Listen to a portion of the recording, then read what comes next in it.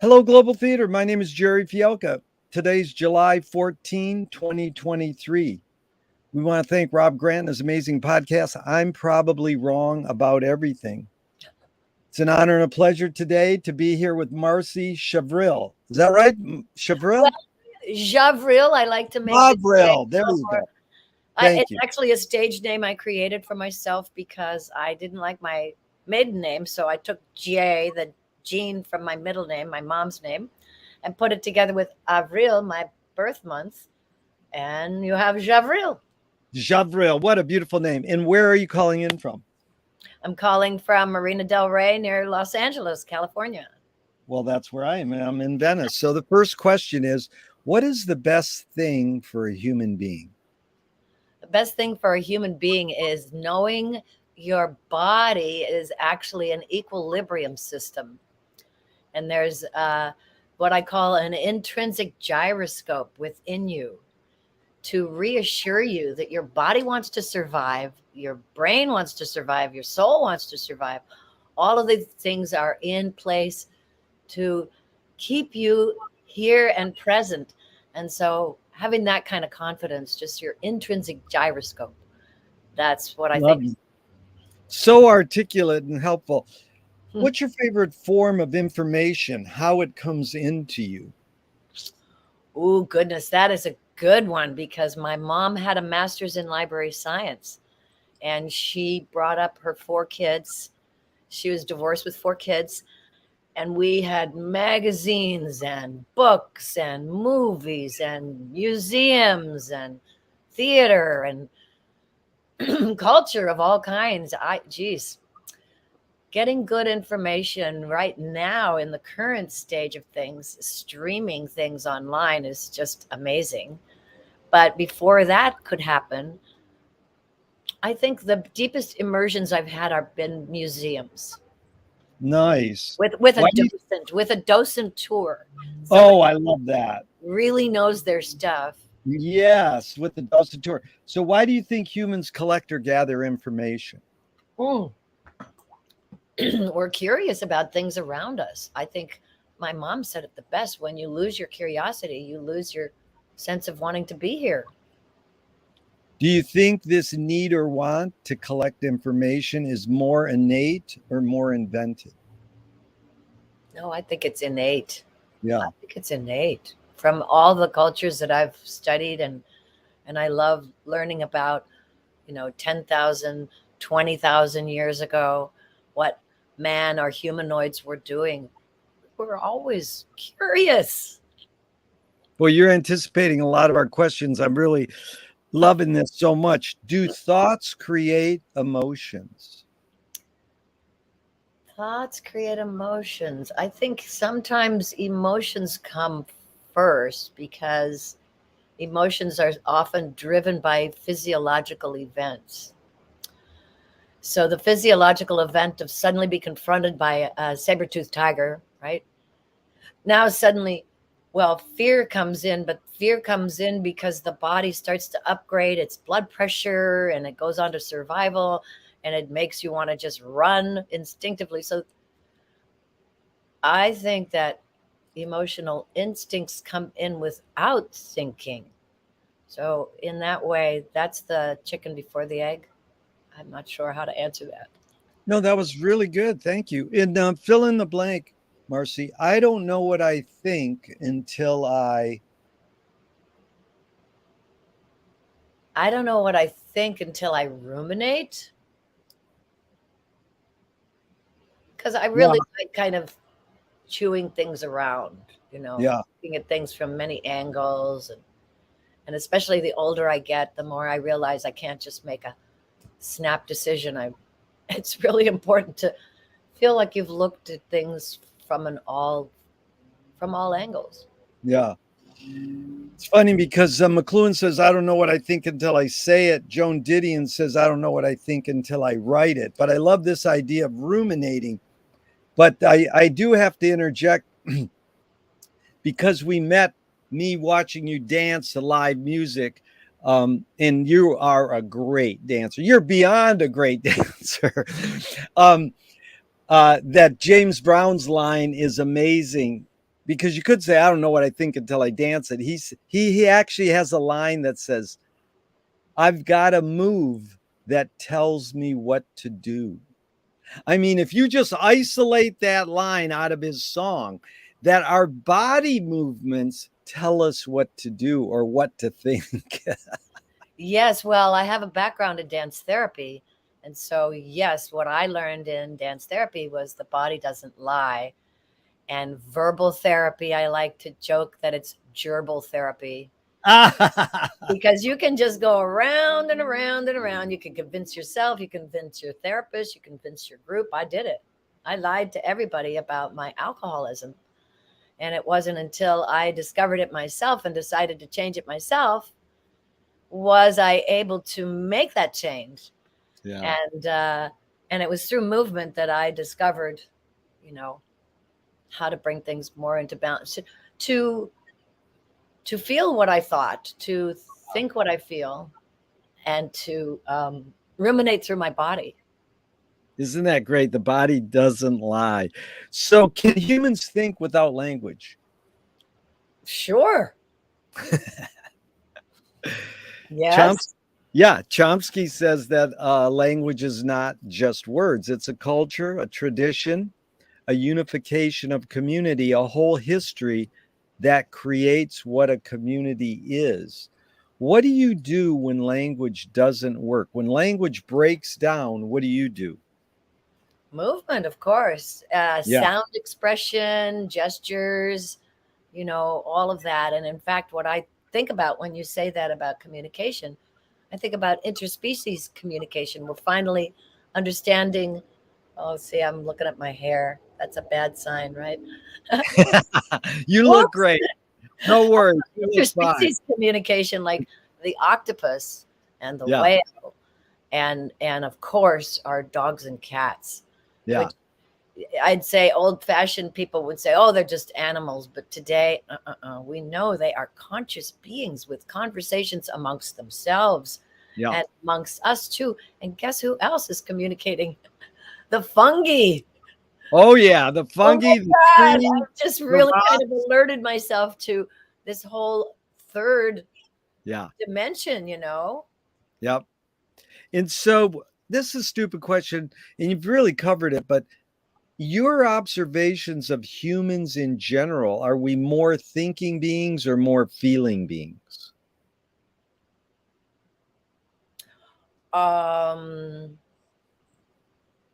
I think we're intrinsically more feeling beings, but as we've created civilization and structure, we try to push the thinking ahead of the feeling.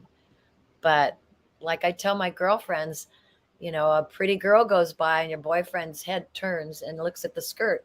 I said, he's always going to look at the skirt. It's in his instinct. It's what he does about it later. That is his civilized approach. But the instinct to do that is there. Her hair is shiny. She looks fertile. I gotta,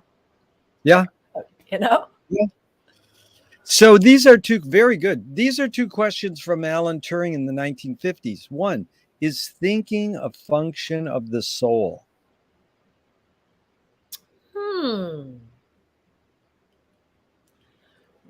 Maybe so. Maybe so. Because the soul, I believe that when we're not incarnate, that the soul is in complete consciousness of everything all at once. Yeah. And so being in a time frame, we're kind of stuck in this little elevator chute in our bodies, which can only go either up or down. And so this time that we're limited in, I think the soul, that would be why the soul is thinking, to kind of try to connect all of the places it knows we are already. Holographic. Oh my God, that was so cool. And the second Turing question is, can machines think? I love this because the AI has been really fun lately, right? The GP chat. Yeah. And people asking it questions, and all it can is regurgitate what it's absorbed from the internet. And some of it's garbage. Yeah. some of it's total like nonsense. Yeah. And I've seen people take their specialty and try to have AI explain it, and I'm like, it's not thinking. Yeah. It's regurgitating. It's Yeah. using patterns and algorithms to put phrases together that have occurred over and over. But when it strings them together, sometimes they contradict each other. So we're not there yet. Yeah. Do you more pursue happiness or more pursue meaning? Oh, meaning. Yeah. That's Viktor Frankl, Man's Search for Meaning. He says, happiness doesn't necessarily last, meaning tends to last. Yes, absolutely. Because happiness can come and go, but meaning and the quality of life it's much more is going to connect you to the next happiness place. Yeah. Very good. Does the brain more detect consciousness or create it? Like, is consciousness there bubbling away? Are we more detecting it or more creating it? Oh, from what I've learned about the brain, the synapse and the thoughts and all of that are happening in so many different places, and then it's being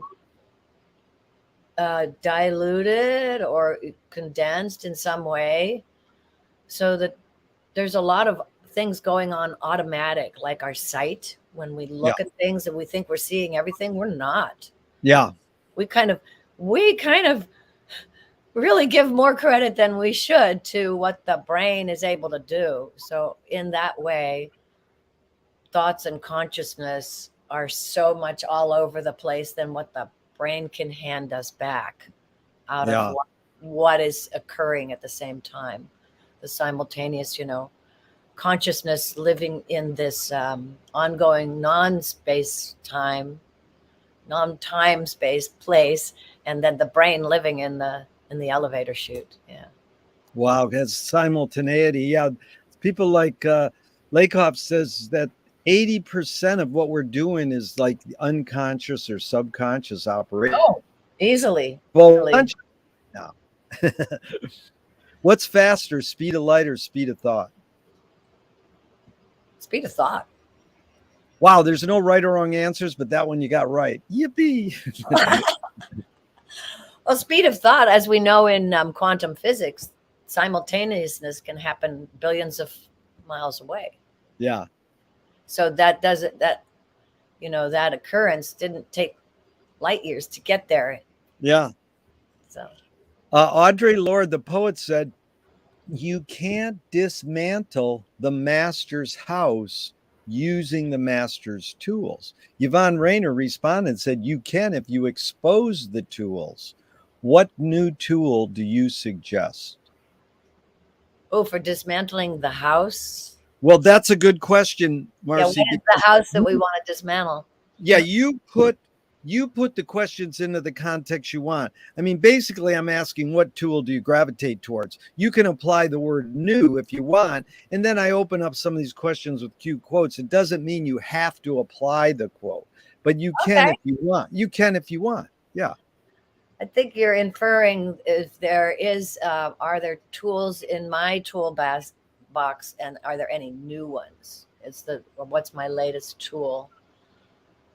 I think that flow arts and how I've learned about fire spinning and using props in a methodical, disciplined way has given me a tool that I can give other people very easily, Yeah. and can transfer that as an empowerment activity that I wasn't really, even as a dancer, I didn't realize how important it could be to be disciplined and repetitive with a prop.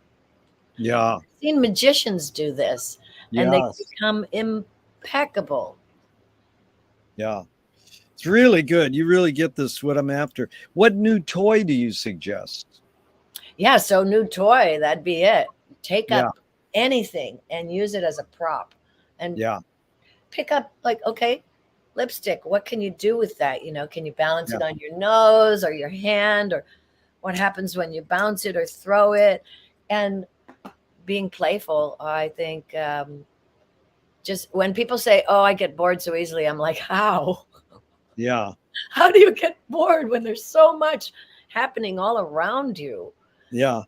Beautiful. So, And I love your use of the word play shop. I've used that in the past too, because I don't like to call my lectures workshops. I call them play shops. And that's what the great thing about music. You don't work music, you play music. play it. Yes. What do you worry about when you go to bed at night? Finances.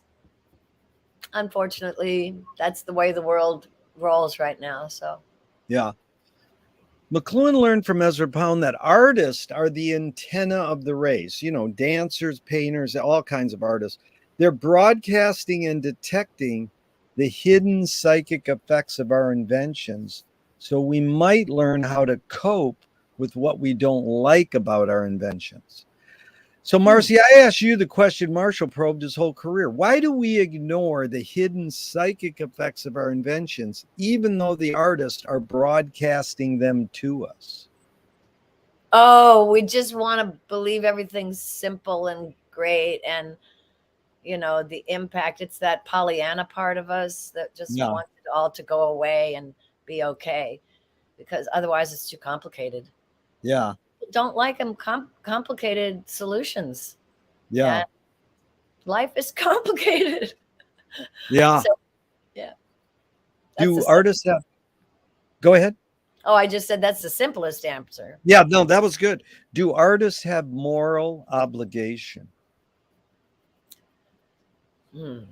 Well, I think we've seen, like with R. Kelly and some of these people who call themselves artists, they've used that as a platform to then do things we feel are immoral, Yeah, and then their work gets turned away. But Michael Jackson, people still playing his music like crazy and yeah. not, attaching.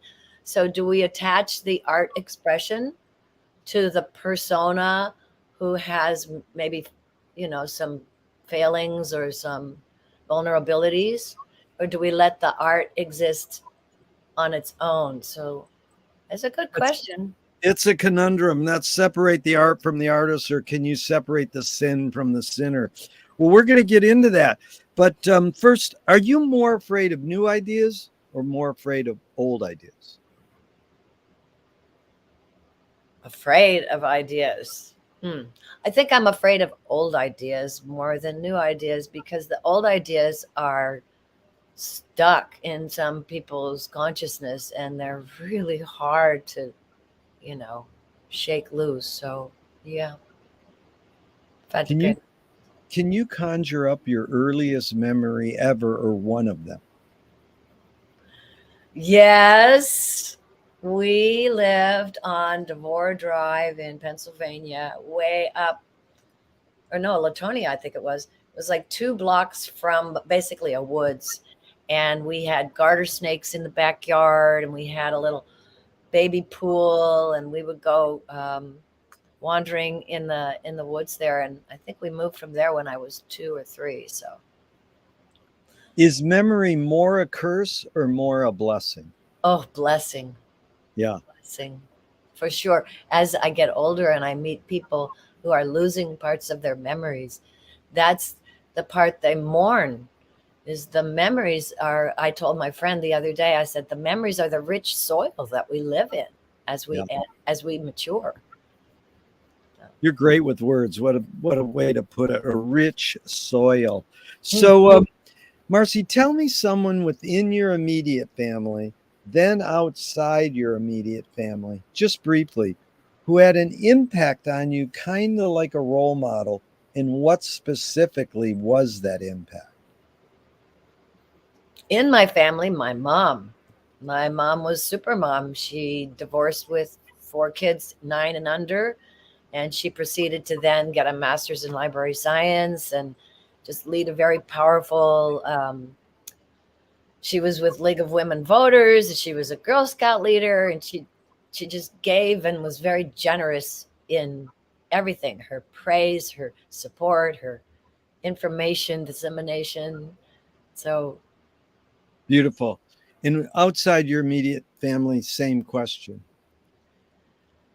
Who influenced me the most? Is that, I can't remember the Well, it's sort of like someone who had an impact on you, and impact. kind of what was the impact? I know there's usually many, but just Oh, there's one. so many. Yeah. Let me think. Um,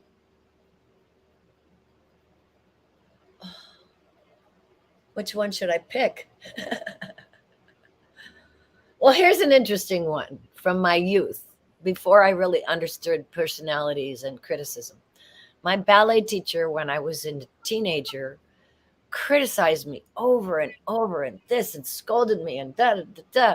And she wanted me to be in the junior company and the senior ballet company. And I just couldn't do it right, And finally I told her I quit. And she was like, "You quit? But you're so wonderful. I want you to be in both companies." And I said, "But really, you never say that to me. All you tell me is what I'm doing wrong." She goes, "Oh, but that's only because you are good enough to be made mad." Wow. And I was like, "Yeah, but your strategy didn't work, did it?" Hey, I think it worked somewhat because you are an amazing dancer. But from then on, I understood that Yeah. you've got to not just Yeah. give the criticism, you've got to give the praise. Yeah. Oh, yeah. It's got to be Without balanced. the praise, I turned Yeah. away. Well, from you got that two lessons from her, so that's pretty good. I'm glad you picked that one, Marci. That was beautiful. Did your mom or did your parents raise you a particular religion? We were raised in Christian Science, and I left that as my as I was soul seeking and trying to be a dancer in a body.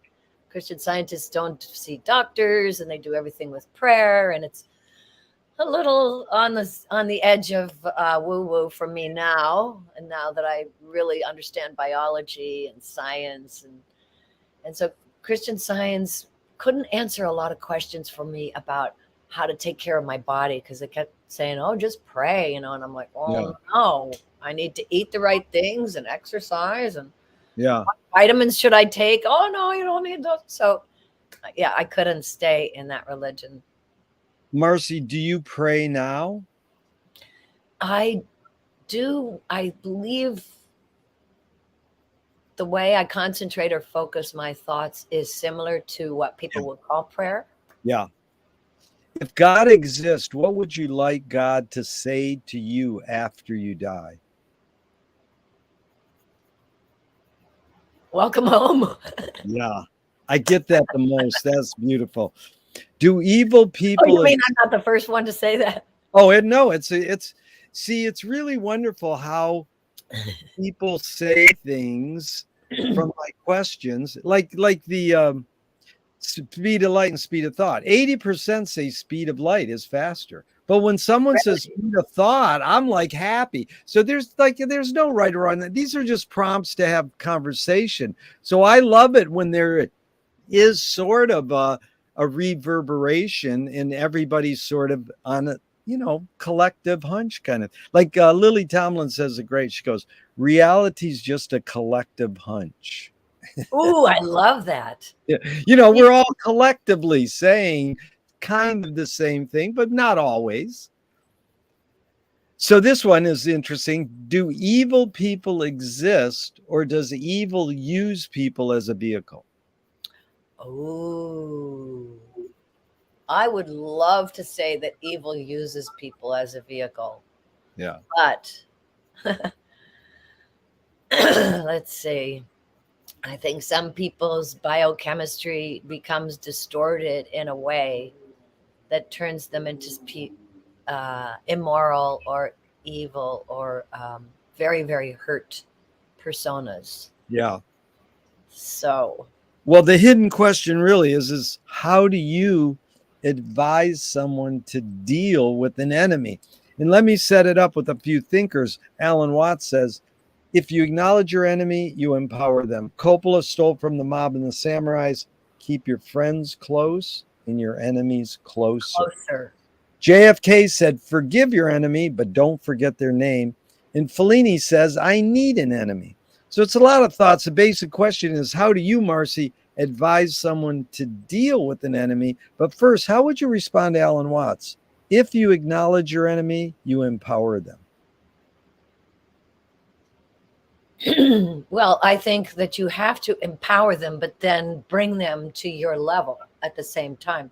You have to acknowledge them. Otherwise, there can't be a conversation. If there's not a conversation, then their invisibility in your radar is going to hurt you in the long run, because you've got to take them into consideration. So I don't know if I would agree with that, but I'm just thinking of a person in my community that I considered an enemy, a frenemy, somebody that had decided to scold me on a very public level and chide me and tell me I needed to apologize to her. And I thought, you know what? It's no skin off my teeth to do what she's asked. I don't have to believe it, but she believes it, and she has invested her sense of self into me bowing to her. And so I'll do it. Nice. I did. You're smart. That's a beautiful thing. And so this is interesting, goes along with the little. Nassim Taleb said games were created to give non-heroes the illusion of winning. In real life, we don't know who wins or loses, but we can tell who a hero is. And then a friend said, well, no, villains don't think they're bad. They want control. Heroes want freedom. And Gregory Bateson, the anthropologist, said, when the criminal gets caught, does he go, oh, my criminal skills weren't up to snuff that day? Or does he go, wow, I did something morally and socially wrong? So again, it's a lot of prompts, but the basic question is, does punishment work? Oh, God. I think re-education is so much more important than punishment. Yeah. And my niece has 3 young ones, and she's a Montessori oriented teacher and social worker. And the way she handles her kids is the way I wish everybody would handle their kids. The Montessori approach of consequences and just, she'll say, well, if you wipe your dirty, painty hands on grandma's door, we have to leave. Yeah. You can. And if you do, there's a consequence. So make a good choice. And so she's constantly using the word make a good choice. Yeah.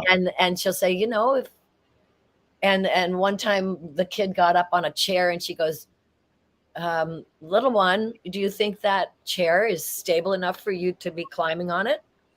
And the little kid turned around and she goes, why don't you jiggle it and show me how you can stand on there and not fall down? And she jiggled it a little, and then all of a sudden she started to fall. And the kid kind of goes, and she goes, so if you're going to fall, do you think that's a good choice to stay on there? And so the kid got down. Wow. Right. So make a good choice. Give them, don't tell. That's an amazing thing. Yes. That's teaching. It's amazing to watch, because what would you do instinctively? You'd say, stop, don't do that. Get down. Well, that doesn't accomplish anything. That hasn't taught them why. Yeah. Or how to get back in control, or consequences, or anything. So Marci, that's a major McLuhan line I always explore. He basically says that everybody experiences far more than they understand. Yet it's experience that shapes our behavior when it should be understanding. So she's teaching them understanding, not experience. Like if you fall off, you hurt yourself, you're going to learn your lesson. No. Can you make a choice? That's beautiful. It's really beautiful. It's really I'm really happy to be part of their lives. Because certainly my mom and our gen were raised much differently. Yeah. In fact, I think our gen, the boomers, were the first gen to maybe have parents that decided not to spank. Yeah. Right. Because the parents before that, there was spanking and the whip and all that. Common. Which doesn't accomplish absolutely, is counterproductive. But so then going back to the inference about prison, that's again where I would love to see all prisons turned into rehabs. Yeah. What good does it do to put somebody like sitting in a wall? Yeah. It's just, yeah. So Yep. torture is not productive. No. So James Joyce was the first projectionist in Dublin about 100 years ago. He basically checked out. He said, this is stupid. Why should I go inside a building and see a movie of a tree when I can go outside and see a real tree? Years later, Faulkner said, sometimes the best fiction is more true than journalism. Why do we have to recreate things in order to get them? Like, why do we have to go to a theatrical play of people acting out life? Why don't we just live life? I think we need to see things many different times. And of course, we always have the example of the wife telling the husband what he should be eating to be healthy. And then he goes to some seminar and comes home spewing all the stuff that she's been telling him for years. And she's like rolling her eyes, going, but I already told you all of that. Well, he needed to hear it from a different source. So we just You need a different source. That's good. Yeah. That was a good example. Oh my God, it happens all the time. That was a good one. So walk us through, Marci, just briefly, your tipping points. What are you studying in high school and college? What kicked you over to go, I want to pursue dancing? Well, you already touched on it, taking ballet. Did your mom tell you to take ballet, or did you pick it? And then where did you go? That's my career. Then you went in, that's where my calling is. Then you went from dancer, because you told me some of these people you danced with. No, there was a lot of more simultaneous. And then, your three main things, let's say, dance, then you go into being a wellness consultant, and then yoga teacher, an author. So I mean, just major tipping points that kicked you over into your pursuits. So here's the sequence of things. I started playing piano by ear when I was 5 or 6, and I paid the neighbor a penny to teach me. When my mom found out, she gave me piano lessons, and I went for 4 years. And every time we'd sit down and I'd play the music, and then he'd put up the new sheet music and he'd play it for me, and I'd take it home and practice, and I'd come back in. For 4 years, I was playing by ear. Wow. I'd actually not been reading the music. So when I was about 11, West Side Story had just come out, and I was in love with it. And I said, I want to play West Side Story in my piano music class. And he said, no, we're playing all the classicals. And I said, I quit. And so I quit taking piano, and my mom gave me jazz and ballet lessons. And I started getting really good at that. And I started doing community theater, and I started doing choreography in high school. But in the meantime, I was in accelerated math and science in high school. And so I did college level classes in my junior and senior year. I took 2 years of chemistry, 2 years of physics, a year of biology, algebra, trigonometry, and calculus, all before I went to college. Nice. Straight A student. I was in all these shows doing theater. I was in the poetry magazine. I was basically ADHD, don't you think? But my mom never complained and just always encouraged me. So when I went to college, here I was, a very prolific performing artist. I was a triple threat. So I was a dancer, singer, and actress. I could read music, play piano, sing, play guitar, make costumes, choreograph, all this stuff.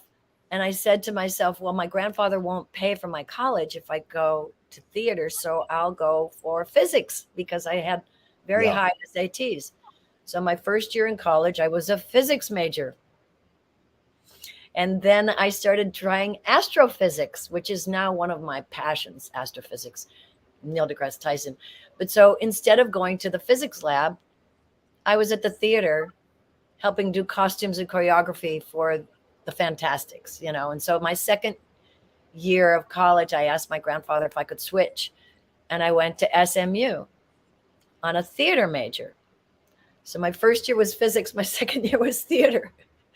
Then some interesting things developed in my life where I left college completely, and I spent 6 years traveling around the country, being in lots of dance companies, mostly modern dance companies, and dancing with Alvin Ailey special people and a lot of black and blues, black choreographers and blues influence in my 20s. And then in my late 20s, I ended up in the Bay Area doing contact improvisation and realized that I needed body work. And I met these massage people that knew more about body work. And so that kind of, well, in the meantime, when I went back to college, it was because I was in a dance company that I could get college credit for in Chicago.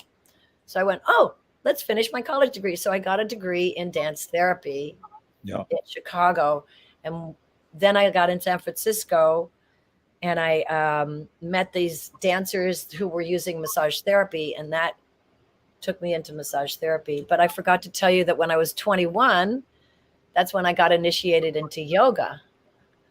So, oh my God, I skipped a bunch of stuff. Anyway. No, that was good. Marci, let me go back because I know we talked about this once. And there's a guy named Steve, because he was in the Ann Arbor Film Festival, that you worked with contact therapy. What was his last name? You remember Steve? I can't think of his last name. Steve Paxton, you mean? Yeah, Steve Paxton. Yeah, I thought Steve that was Paxton it. and Nancy Stark Smith are attributed to be the pioneers who invented and created contact improvisation. Right.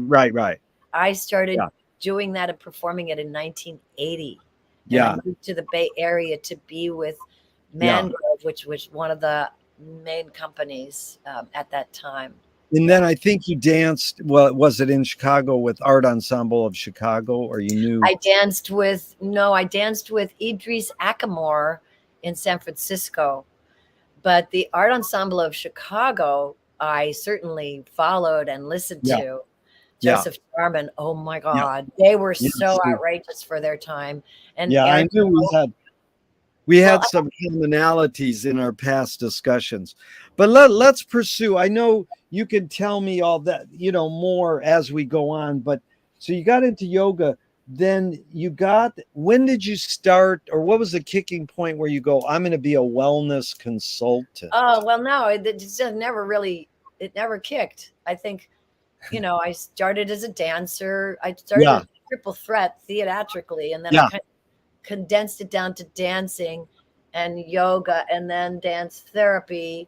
And then massage was there. But I'll tell you, my CPA said, your massage career is supporting your dance career. Because I was making money doing massage, but what I wanted to be doing was performance. And so I did that for all through my 30s.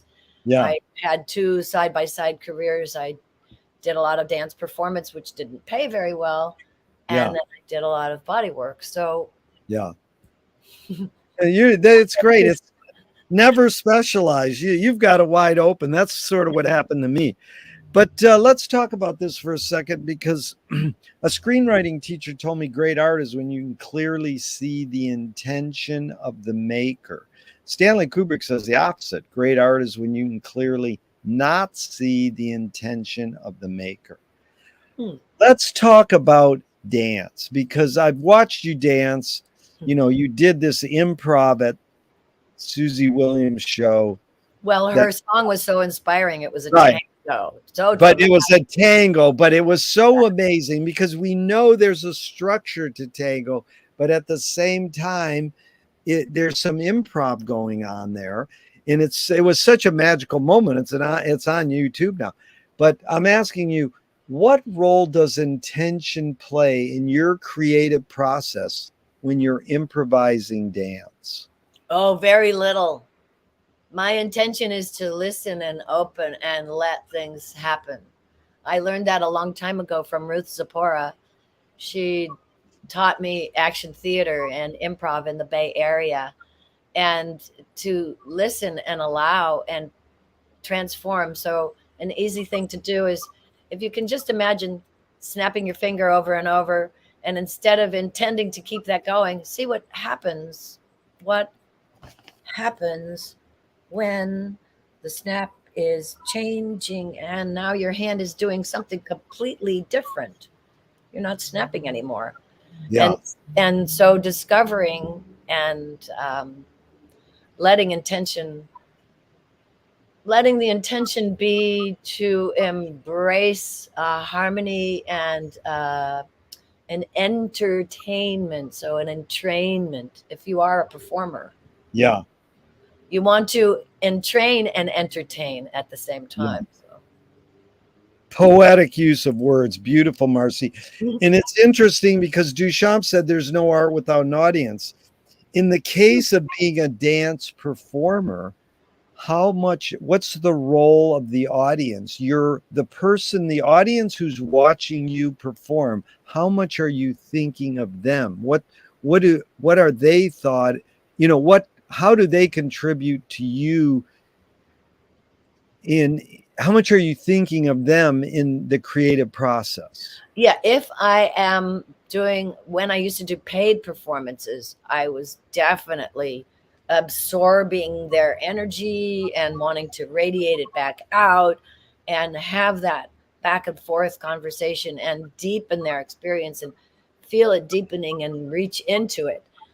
As opposed to when I would be at the fire spinning club that I go to, where a lot of fire performers were going, and they were practicing their moves and their stuff, and I was there for me, just for me and the fire. Gotcha. And if people watched, they watched. If they took a video, they took a video, but I wasn't there to perform. And so for me, people can watch and they can ask me, are you performing? But unless my intention is to perform, no, I'm not. Yeah. Very If you're good. watching, it's one thing, but I'm not necessarily performing for you. In fact, I find that sometimes, you go to a thing on the street and people start videotaping me just without asking or without like connecting with me in some way. I'll actually stop what I'm doing or turn away. Yeah. Sometimes it's just not the right vibe, Yep. It's beautiful. You're really articulate and concise. This is really fun because Ruth Draper says the key is to bring the audience up onto the stage. It is they who must give you even more than you give them in the way of imagination and creative power. I mean, you have ESP. You anticipated that next question. You already answered it in a way. But my question always about the Ruth Draper quote is, how do you do that? How do you bring the audience? You do reach out. And so I can tell you from when I was doing striptease for a while, topless dancing. Hey, why not? What I discovered from that is you can definitely, that's when I actually knew for sure I had psychic powers. Because I would reach my mind out to the audience, to these men out there, and I would say, I'm going to get you to come up here and give me money, basically. That is great. And I would pick some guy out of the audience and I'd just be like giving him the eye. And I'd be like, here you come. Come on up here. Well, it's a little more obvious with that kind of job. But because the intention can be blatant there. Yeah. But the intention is pretty much the same in any kind of performance. Exactly. You're offering, you're opening, you're enticing, and you're reaching energetically out to the audience. Yeah. Beautiful. And Leonard Cohen says, the only way you can sell a concert is to put yourself at risk. And if you don't do that, people know. What role does risk play in your creative process? Oh, risk is always there to try to do it the way you intended, and then to be satisfied with how it happens. And especially when I was working in computer graphics and technology, the risk was that things were not going to work and you'd have to fly by the seat of your pants. And you weren't going to have that monitor, or you weren't going to have that microphone, or you weren't going to have that floor space. So there's always a risk when you're performing that things aren't going to go as rehearsed, and they never do. So well, Viola Spolin, she was a social worker who did role playing in Chicago, and it basically spawned Saturday Night Live in Second City all the comedy improv came out of Chicago because of the social worker. And Oh my God. no, she's amazing. And she said, if the audience cannot see your struggle to achieve something, they cannot root for you to achieve it. What role has struggle played in your creative process? Well, again, it's about technology. I think that some of the main performances I did, in my 30s, people could see that we had all this equipment and stuff to handle and to make sure that it all worked very well. So I think my struggle was always just like praying that the electronics weren't going to get too hot and fail, something like Right. that. Yeah. So I've got to notice that something's going to happen for me in about 20 minutes. Okay. I'm going to try to right now see if I can delay that until our arranged 3 o'clock. I'm going to Super. take 1 second while I look down Yeah. here at something. Yeah. And I'll just remind our listeners right there, Marci, Javril. JAV, like a Victor. Yep. Victor, and her phone number is 306-9838 in the 310. And she offers many important ways and fun ways to self-care, something we're all aware of. That's what I try to do with my interviews, is hoik up this idea that we can take care of ourselves through things like wellness, through things like yoga, and especially through things like dance. So again, Marci, it's such a pleasure having you here. And Okay, one my little message is over. So good. So one tool you use that I'm curious, and I'll put in the context of McLuhan again. Marshall says everything we invent extends some humanness. So the knife and fork extends our teeth. The shutter in a camera extends our eyelid. Maybe even non-tangible like religion or philosophy could be an extension of consciousness. What does the hula hoop extend for you? You're a hooper and you use this great toy. What humanness is extended by the hula hoop? your core, Your core. That is great. your tummy, because everything tummy. Suddenly you have an orbit that reaches out way past your hand and can circle above your head and over your feet, and so it's like the gyroscope of who you are is huge. Yeah, it's really a great answer. Your core.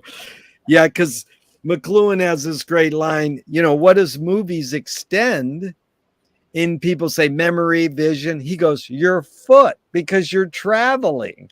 And, the guy on, I interviewed. That's an interesting answer. Yeah. And I interviewed the guy on Coast to Coast the other day, one of the radio guys. And I says, what does talk radio extend? What humanness? And he said, my arms, because I reach out of the speaker and I touch my audience. So I mean, it's all sort of metaphorical and poetic. I would say ears.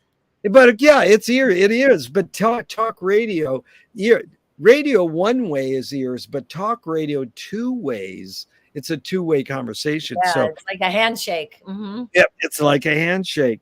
So I talked to Michael Apted 40 years ago, and I said, why do rock movie video editors feel so obliged to edit fast?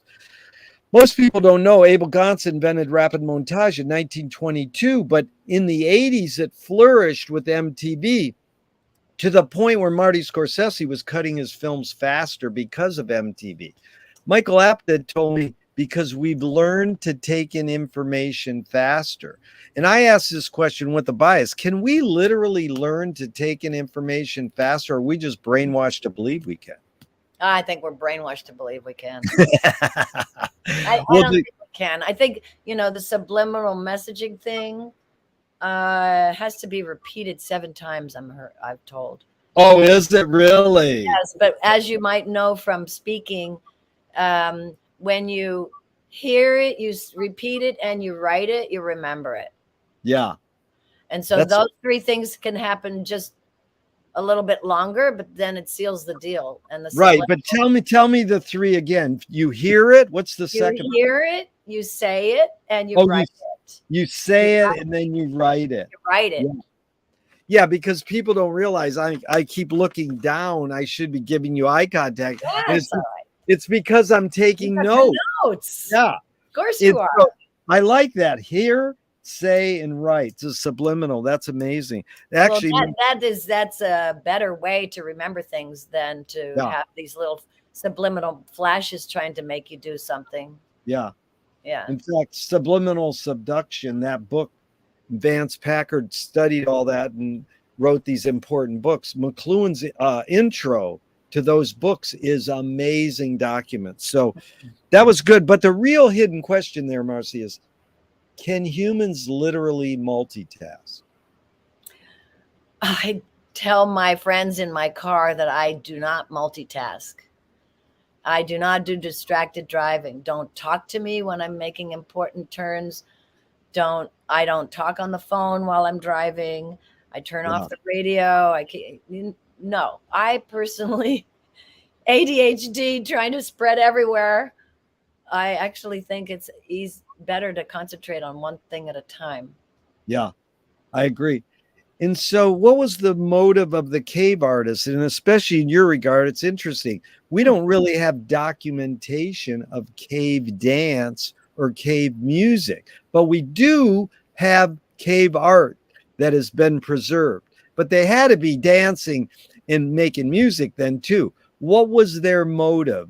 The earliest people to dance, make cave art. What's your guess? I saw the Aboriginal art in Australia, which is probably really old, somewhere between 10 and 40,000 years old. Yeah. That culture. And you're right. I didn't see much about dancing within it.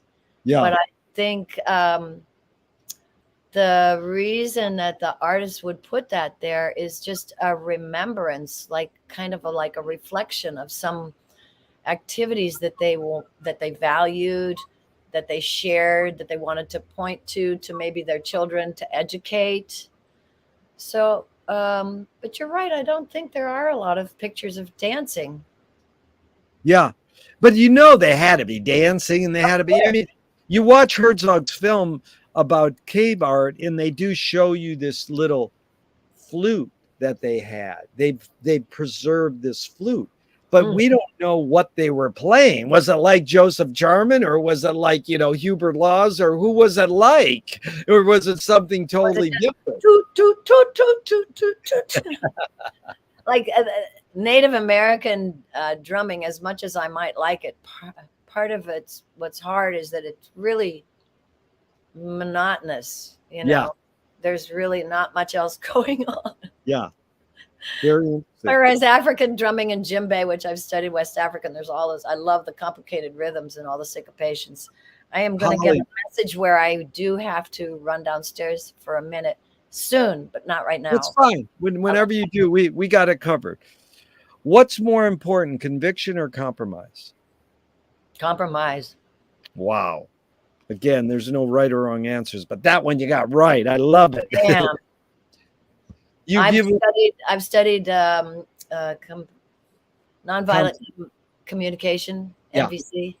Yeah.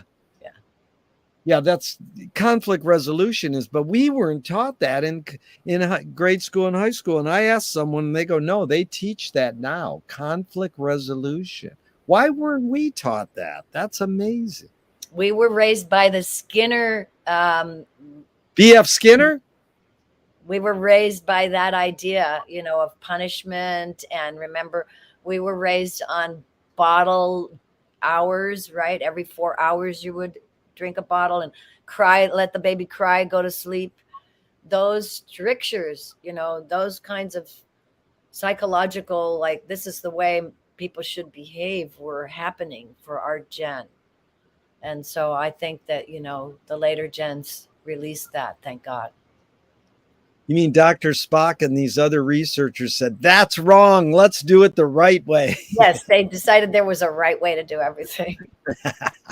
And it wasn't nature, nature, babies don't every 4 hours. Come on. It's Right.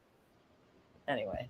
Well, you've accomplished a lot. How do you rate these three elements, luck, skill, and ambition? What played the biggest roles, second and third?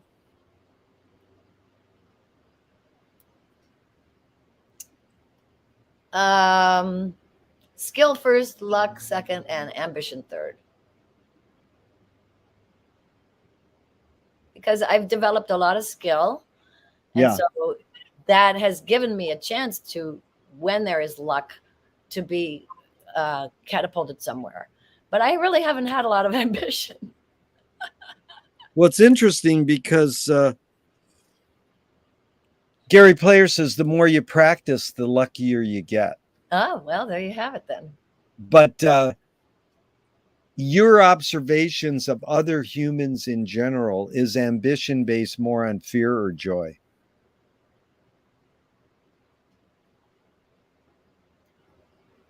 Ambition based on fear or joy. People that talk aloud about it, it's joy. But people that don't talk about it because they haven't succeeded or they don't feel like they've accomplished what it is, it's fear. Yeah. Well put. T.S. Eliot said poetry is outing your inner dialogue. What language is your inner dialogue in? Oh, it's baby talk, I think. Baby talk. That is a good answer. It's I like, oh, love it. that's okay. Oh, it's gonna be all right. Oh, look at that cute little thing, and here, take Baby, a little bite of that, I That's got to tell you, voice one of my inside. favorite, this guy who is the foremost scholar on experimental film, I said, what's your favorite form of information? He goes, pillow talk. Oh, And I mean, isn't this like baby talk is kind of like pillow talk? And it's an amazing, could be. it was because, yeah. But I mean, these ways, anyways, I like that baby talk. So two of my film heroes have this mantra, ignore yourself. Jonas Mika says there is no self-expression. And Cecil Taylor says, I'm just a vehicle and this stuff just comes through me. Is art making, dancing more self-expression or more you're a vehicle for whatever technologies, cultures, and environments are dominant? Well, I think that we all agree to be a vehicle when we incarnate. Yeah. And so in that huge consciousness that we are, kind of coiled up into this little possible corridor of embodiment, Yeah. there's a little bit of personal choice in it, but I think a lot of it is just being a channel for what's possible. Can art making be egoless? Yeah, I think some kind. Yeah. Very much so. Yeah. Is perception reality? No.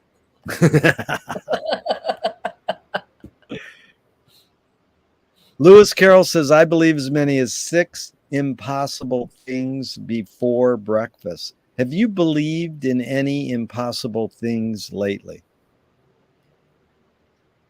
Yeah, like me being one of the people going to Mars.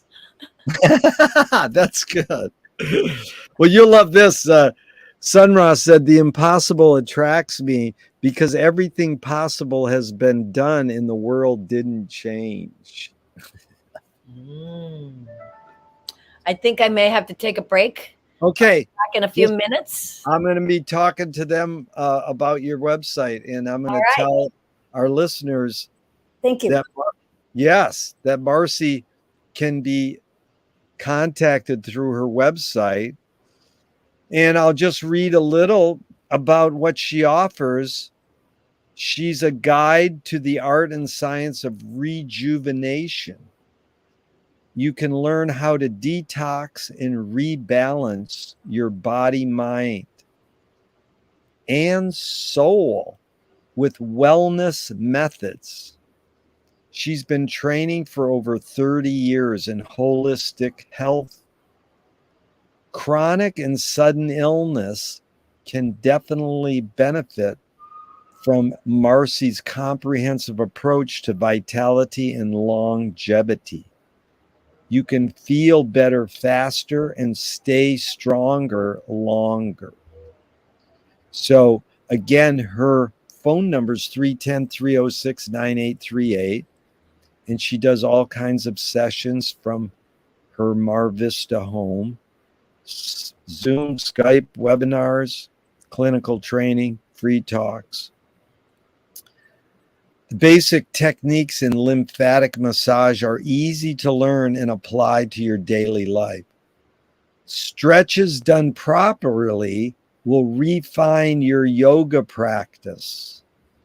Breathe work can ease anxiety, digestion, and insomnia. Cleansing guidelines can offer your tummy and a refrigerator a chance to empty out and restart your metabolism. The inner work happens naturally when you play and move more creatively. It's all about you. You have it all, and Marci can help you. So you can download her ebook and get answers to many health questions. This is a compendium of methods for self-renewal, references, class notes, and resources from many years of exploring and teaching the healing arts. Thank you so much. Look at Hey, that. I just got to get the hair again. It's crazy, yeah. right? Zoom has made us so self-conscious. I'm a professional. I just read that as like a TV, like Don Pardo selling a TV commercial. But you know, your wording is really good, Marci, and you know how to do a YouTube channel. Your 1 minute, here's what I offer is really well done. So onward and upward, because we're going to talk about someone you probably know about. Moshe Feldenkrais works with healing and movement. And he says it's literally possible to identify a weakness and incorporate it to become a strength, rather than we're normally taught to overcome a weakness. Tell me a weakness that you turned into a strength. Oh, easy. I have a blind spot in my left eye that was due to, I was told, white Northern European females with blue eyes have a possibility of having a aneurysm in the retina, and that's what happened to me. So turned into a blind spot, and it means that mostly I have peripheral vision in this eye. Yeah. It helps me see auras. See auras. That is good. Because when you want to look to see the energetic body around the physical skin, you do what it's called soft sight, right? You're supposed to soften your vision. Yeah. I'm in soft vision all the time. Oh my God. That's such a good rate, because this is a major McLuhan thing. How do you turn a breakdown into a breakthrough? How do you turn a rejection into a redirection? Yeah. But Marci, tell me one thing. You've been creative for so many years. Tell me one major element that's stayed the same and one major element that's changed in the many years you've been being creative. The major elements that stayed the same is my physical body has stayed almost the same size I'm 72 now, and I wear the same clothes I was wearing when I was 32. Wow. So my physicality in terms of being flexible, strong, maintenance, all of that has stayed very, very consistent because I'm a body fanatic. Yeah. It's number one. And so if anything starts to break down, I'm immediately there taking care of it. Yeah. And I think the thing that has changed has been my pacing.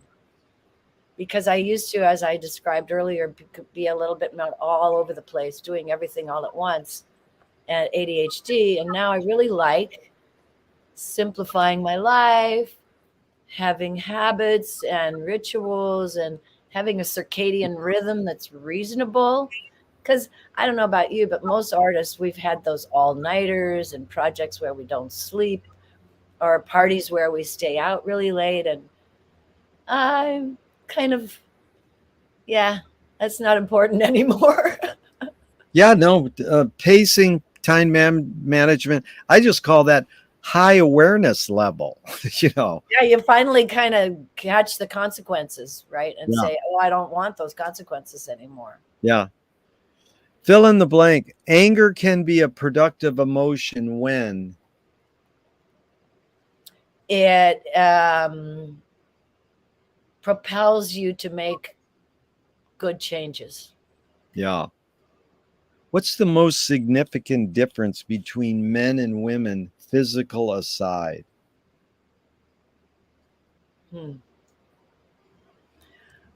Society's expectation. Yes, that's. And so why do you think women live longer? Because men are pressured more. Even Yeah. though women are pushed down, men are pressured more to succeed and to work and to hold it in. You know, I think that's where a lot of men's disease comes from, is from not non-expression. So What caused matriarchy? matriarchy, what caused it? Yeah. Life. Good Life is answer. matriarchy. Excuse me. That is a good. That's what it is. So, I mean, a patriarchy is a sham. yeah, You know, there is no. The world is from the mother. The world is yeah, created from the mother of all beings. yeah, So if there is a patriarchal society, then I feel it's against the natural order of things. So yeah. hopefully we'll go back to Gaia soon, Yes, one I day. agree. There's a line that goes, "You create what you resist." Bob Goldthwait, the comedian, morphed it into "You are what you hate." In fact, James Joyce said, "It's a curious thing how your mind is super saturated with the religion in which you say you disbelieve." And Louis Buñuel said, "Thank God I'm an atheist." Yeah, So, yeah, yeah. I love that one. Thank God I'm an atheist. yeah. So I'm not saying you, but one creates what one resists. This line or thought, you create what you resist. Any reaction or thoughts on that line? You create what you resist. Well, so I can just think of last weekend when I told my girlfriend who lives in Boyle Heights that I would drive to her house, but I wanted to get there before 4 because of traffic through downtown LA. La la la. So it turns out that I pick up a friend and I get there a little late and I don't go to the right address, and so it's all delayed. So by the time it gets to 4:30, I am doing exactly what I didn't want to do. Yeah. Drive right through the middle of downtown at 5 o'clock with all the high buildings and all the crazy drivers and the big trucks. And, you know, when we got to Boyle Heights, I was like, but yeah, it showed me that I said, yeah, I survived, but Yeah. my friend goes, so you could do it again. And I said, I hope I never do it again. Again, right. But I resisted. And then I had to do it anyway. What can I Yeah. say? How do you find peace of mind? In an Epsom salt bath or any kind of warm water. I'm a hot springs freak. Yeah. That is nice. Epsom salt bath. I You take a know, lot of baths. that's nice. Marci, you know all the tricks and secrets. They're not even tricks. They're just, like you said, rituals and routines. Well, they're lifestyle habits, Yeah. and I try to. That's why I tried to take, instead of saying I'm a dance therapist or I'm a yoga teacher or I'm a dance Yeah. teacher or I'm a massage therapist. I had all these kind of categories, and I thought, well, right now the hashtag is wellness, right? So Yeah. I just said I'm a wellness consultant because people come to me for massage, and then what do? They say to me, well, this happens, and I go, well, try this and try to. So on their way in and out, from the table to the door and back again, they're getting all these other tips and tools from my lifestyle Yeah. habits and what you would find, what you'll find in the book. So Yeah. And Marci, it's interesting because it's forever being debated, but do you think longevity is more lifestyle choice or more DNA? I know it's a combination, it's hard to nail, but it's sort of like that more. Do you think it's one more or the other, or is it 50 I think 50? it's a combination Yeah. because from what I'm seeing in people and in my age group, there are people that have lived really unhealthy lives who are still alive. Yeah. And there are other people who are in their genetics somehow, boom, that's Yeah. it. That's all they get. So I think it's a combination. I know for breast cancer it is. There's Yeah. opportunistic and there's genetics. Yeah. Well, Hals Frampton, the filmmaker, said narrative is born among the animal necessities of the spirit because we're waiting to die. Can you forget to die? Can you forget to die? Yeah. I think so, yeah. I I think if you get to that place, I think that'd be the Tibetan monk type of place where you'd just be kind of in a drift and yeah, it's conceivable. But if you get there, you probably just stop breathing and pass away anyway. Yeah. I don't know. If you were walking down the street today and you met yourself as a 12-year-old, what would you say to your 12-year-old self? Don't forget to breathe when you're afraid. Oh my God, what an amazing piece of advice. Breathe, consciously breathe, right? I mean, why Because don't we? 12, I think from there on, there were many times where I would be afraid. Stage fright, right? Any kind of performance, you're like, you're getting all your nerves. So it took a while for me to figure that out. But breathing, you got to breathe. Gotta breathe. Which way should toilet paper come off the roll, over or under? Over. Unless, but I have to say, if you have a cat, under. Oh, there you go. Because I was going to say, you don't know how many people, 80-90% say over. The patent, 100 years old, have it going over. But the people who say under have their reasons. And that's their reason, because if they have a cat or a kid, that roll will just be down on the floor really fast. Yeah. If a publisher was to release your autobiography off the top of your head, what would the title be? Oh, I already have the title. What is it? The Skin I'm In and Under It. Nice. They want to send. Oh, go ahead. I created that when I was in my teens. That's a great title. Little did I know I would end up doing nude modeling, being a nudist, doing striptease dance, doing massage, doing sensual activities, and understanding Tantra yoga and all the skin type of things that are happening in my life. I had no clue, but I had the title already. It's good. We're going to get to Thornton Wilder soon, and he said in one of his books titles is our plays is Skin of Our Teeth. Yeah. And so they want to release your autobiography and scent the glue and the binding. What smell? What smell? Yeah. What is the smell? Yeah, like in the glue of the binding of your autobiography, they could scent the glue, so there would be a smell when you opened up your book. What smell would you like? Oh, pine. Great. If a statue was built in your honor, where would you want it displayed, and what would it be made of?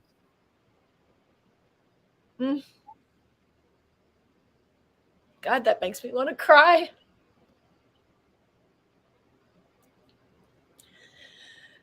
It'd be at Harbin Hot Springs, where my friend made 3 beautiful statues that still survived after the fire.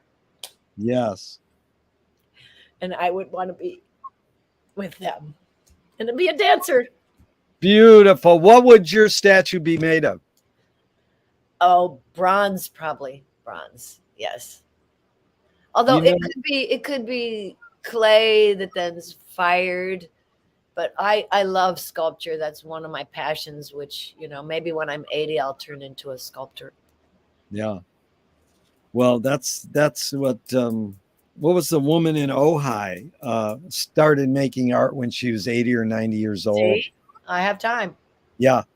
But, it's really beautiful, Marci, because I always know the interviews are going good when I start to cry or the interviewee starts to cry. So believe me, that was really touching. I appreciate that because, that's what I'm trying to do is get a little deeper into. So tell me something good you never had and you never want. I never had and I never want. Yeah, it's good. You never had it and you never want it. And I never want Yeah. it. Like a horse. Yeah. It's good. You never had a horse. You never want it. It's good. Yeah. Well, I've wanted to ride them, but I've never wanted to own one or be with one, so to speak. Yeah. My sister, on the other hand, would. Yeah. And so I'd say, yeah, like a horse. What's the cultural shift you see developing today that inspires you? Oh God, the LGBTQ movement has got to keep persisting. Yeah. Because it's just another, the women's suffrage and then the Black Lives Matter and the women's, the Me Too movement, LGBT. It's all just the same progression of what I believe to be expanded awareness of the, of all of us, of the scale of diversity that is acceptable, that is human, that's already there, and all these structures trying to make little bubbles that exclude it. You know what? It's already been there culturally. All these things have always been in our cultures, and to try to shut them out is, it's sad. So I hope that changes. Yeah. Finding that commonality to connect with others it's a no-brainer. That's our mission, is to be together. So what's the difference between rebellion and revolution? Revolution has the intention to bring good to all, and rebellion probably has a little more selfish connotation. What's the difference between rights and responsibilities? Your rights are usually in some kind of law of the land, but the responsibilities are moral. Right. Moral responsibilities, no matter what the laws are.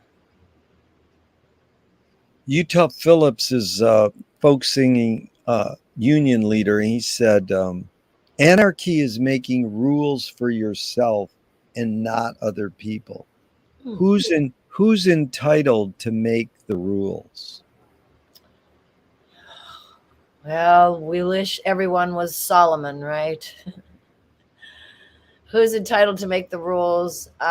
Because we live in a representative, not a democratic society. Yeah. Then hopefully that's what we do, is we try to bring people to the forefront who can be true representatives, and then they help make the rules. Because maybe they're more articulate or they have more comprehensive thinking. So, Marci, I think you should run for president, man. I'd vote for you. Marianne is already doing that for me. So. Oh, Marianne Williamson? Yeah, she's got all my good stuff. Yeah. She's got all the good answers. Good. I like her.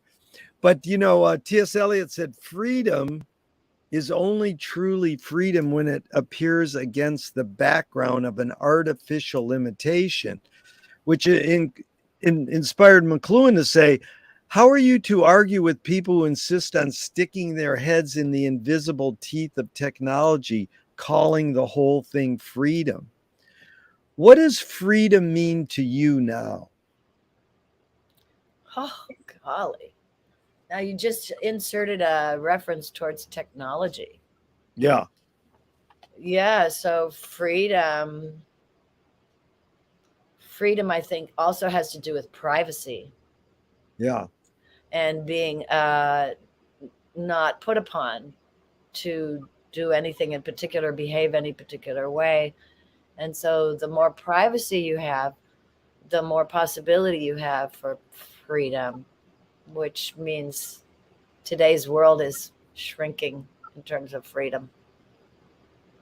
it is. My friend taught me that, aphorisms are to be reworded. You can get an epiphany or a smart idea from some cute quote, but how do you take it a little farther? So we all know Andy Warhol said, in the future, everyone will be famous for 15 15 minutes. minutes, yeah. And we got YouTube or whatever, the Oh, now global we have TikTok. It's only 30 seconds. TikTok. But he reworded and he said, in the future, everyone will have privacy for 15 seconds. Yeah, well, there you have it. And who's going to keep track of that? Because do you hear the tree fall when no one's in the woods, right? Good. Does the tree make a sound when no Yeah. one's to hear it? Yeah. That's a good question, Marci. As John Cage said, that's a very good question. I wouldn't want to ruin it with an answer. Well, we know now from quantum physics that as soon as there's observation, there's change to the result. That's it. Very good. Couple more and we're out of here. Really been fun. Thank you so much. I had no idea you had all these great prompts. I was thinking, how are we going to spend 90 minutes? And it's been really fun. There's Colbert has a bunch of questions he asks. I know. I like Colbert's quick 7 questions. Love and he'll ask what kind of sandwich and which is which, hot dog or this. Or what's your best sandwich and stuff. And so I've always enjoyed that. And I thought, oh, well, this is kind of like the Colbert model, but much longer. Right, it is. And so what question remains unresolved for you? What happens after death? Yeah. Do you have any inclination? Paul Krasner has a great one. He says, I only believe in reincarnation in one of my past lives. What's your hunch in that regard? How do you reincarnation? Or just anything? What do you think happens? Does your body just rot a piece of meat, or what's your feelings or thoughts on that? Oh yeah, your body your body should be recycled, and I'm a donator. Hopefully somebody will take my body parts. Yeah. I mean, beyond that, the Marci spirit. How could that ever die? I mean, there's got to be a boogie dance floor somewhere. There's got to be a boogie what? A boogie dance floor somewhere where Marci's going to be still dancing after death. Yeah. Yeah, I think after death you return to that full collective consciousness of non-time space. But reincarnation, I think I have had some past lives, so I don't know, will I come back? Yeah, again, that's good. It's another unresolved question because that's true it is. One friend told me that what happens to you after you die is whatever you think happens to you. Well, now my teacher, my clairvoyant teacher, Fatima from Brazil, said the same thing. She said, what you believe will happen is what happens to you. If you think you'll go to hell and you'll have all this, that's what happens to you. Yeah. And actually the story, what is that movie that Robin Williams is in, where she dies, she commits suicide and he kind of follows her to the other side. Yeah, that Yeah, one. That that's one is really, the closest thing to what my teacher said, which is it you manifest what you believe. you manifest what you believe.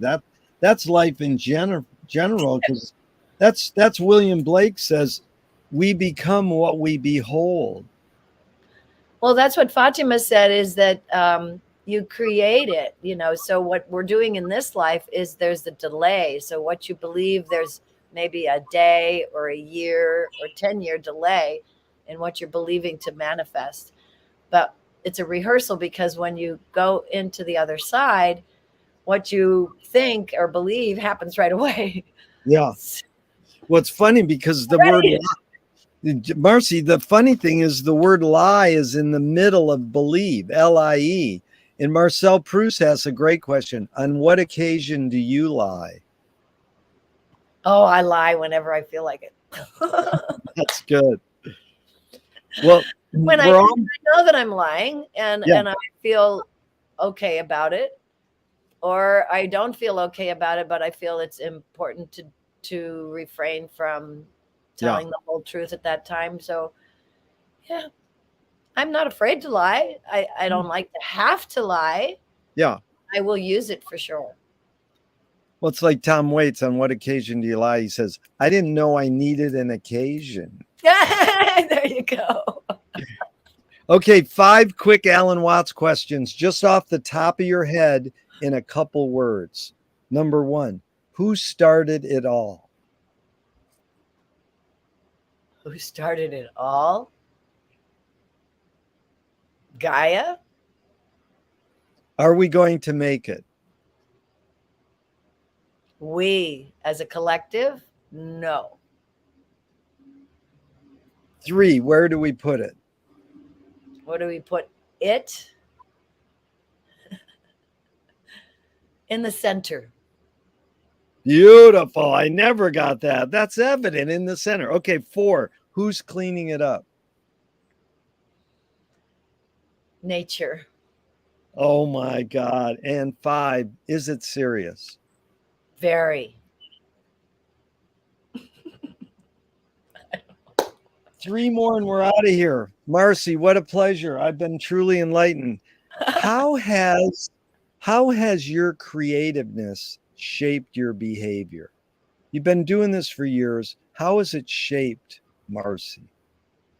I am a playful person, and as soon as you get serious, there's going to be a little like comedy slip down somewhere in there. So, um, playfulness, mischievousness, what I like to call beginner's mind.